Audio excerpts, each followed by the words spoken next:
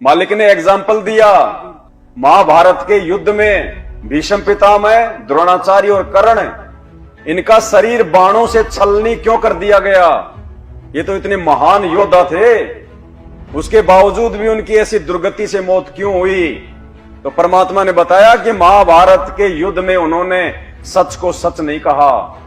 आंखों के सामने उनके जो है वो गलत होता रहा, उसके बावजूद उन्होंने सभा में खड़े होके सच कहने की, सही कहने की, जो है सत्य का पक्ष करने की उन्होंने हिम्मत नहीं दिखाई, जिस कारण से आगे चल के उनकी ये दुर्गति।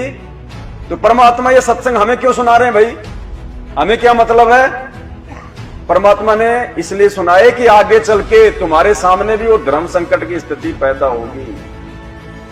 वो महाभारत मेरी संगत में भी होगा, और उस समय तुम क्या करोगे?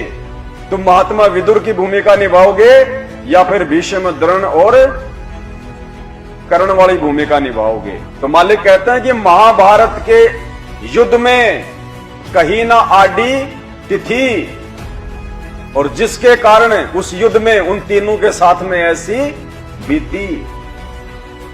तो ये शिक्षा परमात्मा आप और हमें दे रहे हैं कि भगत को एक पंचायती भी होना चाहिए। बात कहो तो सत्य कहो, अन्यथा वहां से उठ के चल दो, फिर बैठने की आवश्यकता नहीं है।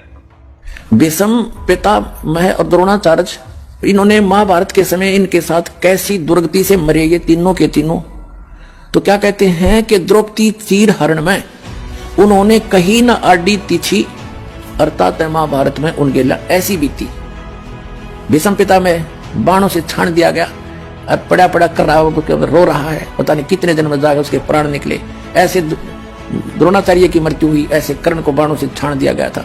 तो पुण्यात्माओं कहा कि द्रौपदी चीर हरण में कहीं न आडी तिथि, उन्होंने कुछ भी नहीं बोले, तात महाभारत में उनके साथ ऐसी बीती। तो पुण्यात्माओं हमने एक नेक इंसान भी बनना है, अपने जो सामाजिक व्यवहार के अंदर भी हमने खरा होना है, अपने कर्म बिगड़न नहीं देने। ठीक है, कहीं जाना पड़े तो 10 आदमी इकट्ठे हों तो सच्ची बात कहे, मानने तो ठीक से ना उठ के चला जा, अपने कर्म धर्म ने बिगाड़ियो ना। कहते तुमने धर्म उस दरगाह का मैल नहीं देखा, धर्मराज के तिल तिल का लिखा। आपकी सोच का भी अकाउंट होगा। अब बताओ, उस धनाना आश्रम में मिट्टी से भरी हुई ट्रॉली के नीचे 3 भगत दब के मरे, तो ये थोड़ी है कि वो दबते ही मर गए। 2-3 मिनट लगी होंगी, सांस उनका घुटा होगा, वो तड़पे होंगे। तो इन भक्तों के तो भीष्म पितामह से भी भयंकर दुर्गति से मौत हुई है, सतगुरु की शरण में आने के बाद भी। कोरोना में हमारे हजारों भगत भाई बहन मरे कि नहीं मरे? ऑक्सीजन के अभाव से दम घुट घुट के मरे कि नहीं मरे? क्यों मरे भाई? वो तो सतगुरु के भगत थे। सतगुरु के भगत के लिए तो सतगुरु कहते हैं कि यम के दूत तो छोड़ो, धर्मराज हाथ नहीं लगा सकता मेरे भगत को, यमराज हाथ नहीं लगा सकता। अब धर्मराज से बढ़ के फिर और कौन आ गया यहाँ पे? वो तो मृत्यु का देवता भाई। सतगुरु के भगत को तो वो भी हाथ नहीं लगा सकता। और यहाँ तो यम के दूतों को आने की जरूरत नहीं पड़ रही, गुरु जी के परिवार वाले यम के दूत बन रहे हैं भक्तों के लिए। कहने का मतलब है परमात्मा का विधान क्यों टूट रहा है? टूट नहीं सकता। सात वचन पलटे नहीं, चाहे पलट जाए ब्रह्मांड। गुरुजी ने जो अपने सत्संग में बोल दिया अपने भगत के लिए, वो उनका वचन है, लोहे की लकीर है, वो मिट नहीं सकती। फिर भी मिट रही है तो गलती भगत की है, सतगुरु की नहीं है। क्या बताया परमात्मा ने अपने भगत की जो है मृत्यु के विषय में? कबीर परमात्मा के भगत के बारे में आपको सत्संग में बहुत बार बताया है। कबीर परमेश्वर की जो या सत भक्ति जो करता है, उसके निकट काल के दूत, यम के दूत तो बहुत दूर की बात है, यमराज नहीं आ सकता और धर्मराज नहीं आ सकता। आए हैं सो जावेंगे ये राजा रंग फकीरे, एक सिंहासन चढ़ चलो एक बंदे जात जंजीरे। तो भाई वहां तो धनाना में ना धर्मराज को आने की आवश्यकता पड़ी, ना यमराज को आने की पड़ी, ना ये धर्मराज के दूतों को आने की पड़ी। और दास इसीलिए तो बार बार कहता है भाई और बहनों कि वर्तमान में इस धरती पे काल स्वयं संत रामपाल जी के परिवार के रूप में उतरा हुआ है, लेकिन लोग सीरियस नहीं लेते इन बातों को और अपनी जान गंवा रहे हैं। 2022 में सात संगत से भाई बहनों की छटनी हुई। दास 1 साल से बोल रहा था कि 2022 लास्ट का समय है, 2022 का लास्ट का समय सात संगति की छटनी का समय है।